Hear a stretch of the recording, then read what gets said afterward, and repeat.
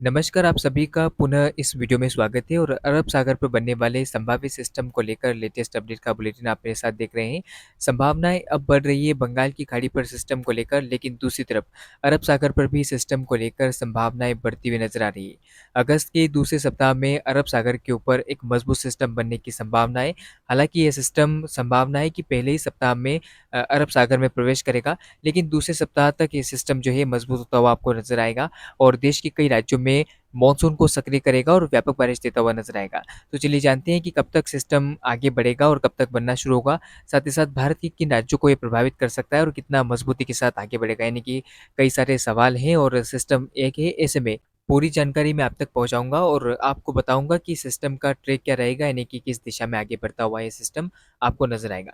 फिलहाल आप सभी से निवेदन रहेगा कि अगर आप चैनल पर पहली बार आए हैं और अभी तक आपने इस वीडियो को लाइक नहीं किया तो कर लीजिए, चैनल को सब्सक्राइब करना ना भूलें और बेल नोटिफिकेशन को भी ऑन करें ताकि आपके पास मॉनसून, मौसम और सिस्टम की तमाम जानकारी समय अनुसार आपके मोबाइल की स्क्रीन पर नोटिफिकेशन के माध्यम से पहुंच जाए। तो चलिए सबसे पहले हम जानते हैं कि सिस्टम कब से बनना शुरू होगा और किस दिशा में आगे बढ़ेगा।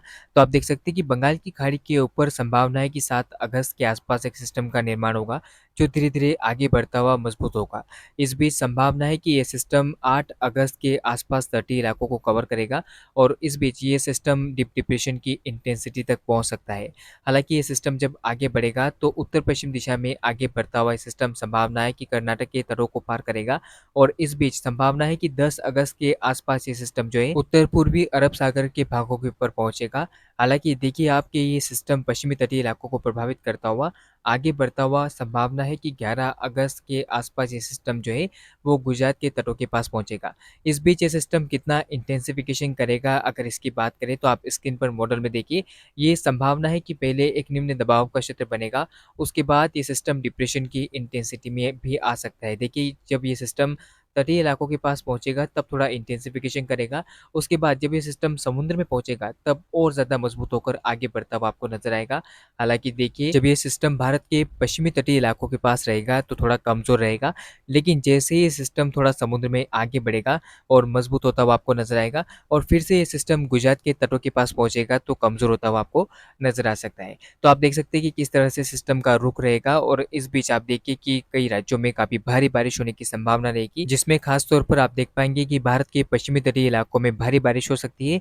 गुजरात पर भी भारी बारिश होने की संभावनाएं आपको 10 और 11 अगस्त के आसपास दिखाई दे सकती है और जब ये सिस्टम आगे बढ़ेगा तो संभावना है कि गुजरात के इलाकों पर 12 अगस्त के आसपास भी व्यापक बारिश होने की संभावनाएं नजर आ सकती है। इस बीच बंगाल की खाड़ी पर फिर से एक नया सिस्टम बनेगा जो कि आगे बढ़ता हुआ नजर आएगा। तो ये था अरब सागर में बनने वाले सिस्टम को लेकर अपडेट। फिलहाल अरब सागर पर भी सिस्टम बनता हुआ नजर आ रहा है। हालांकि देखिए ये सिस्टम ज़्यादा इंटेंसिफिकेशन नहीं करेगा, लेकिन उम्मीद और संभावना है कि ये सिस्टम एक निम्न दबाव का क्षेत्र बन सकता है और निम्न दबाव क्षेत्र के रूप में ये भारत को प्रभावित करेगा। हालांकि इसके डिप्रेशन या फिर डिप डिप्रेशन के बाद साइक्लोन बनने की संभावनाएं फिलहाल नजर नहीं आ रही है। आगे जो भी अपडेट होगा मैं आपको समय अनुसार देता रहूंगा। फिलहाल इस वीडियो में, इस बुलेटिन में इतना ही। लगातार चैनल के साथ बने रहेगा, वीडियो को लाइक कीजिएगा, चैनल को सब्सक्राइब करना ना भूले। धन्यवाद।